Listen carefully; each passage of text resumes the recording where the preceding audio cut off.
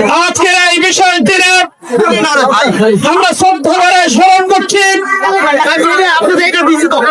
স্বাধীনতা বিজয়ের এই মাসে মহান মুক্তিযুদ্ধের প্রধানতম সংগঠক বাংলাদেশের প্রথম প্রধানমন্ত্রী কাপাসিয়ার কৃতি সন্তান তাজউদ্দিন আহমেদ সহ সম্মানিত সকল মুক্তিযোদ্ধাদের যাদের ত্যাগের বিনিময়ে বিশ্বের মানচিত্রে কাপাসিয়ার সংরক্ষণে লেখা রয়েছে।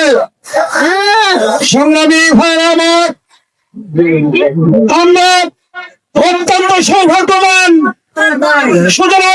সুন্দর একটি কাপাসিয়া আমরা পেয়েছি, কিন্তু দুর্ভাগ্যজনক হলেও সত্য স্বাধীনতার ১.৫ শতাব্দী পেরিয়ে এই কাপাসিয়া এমন একটি অপরাধে রূপান্তরিত হয়েছে।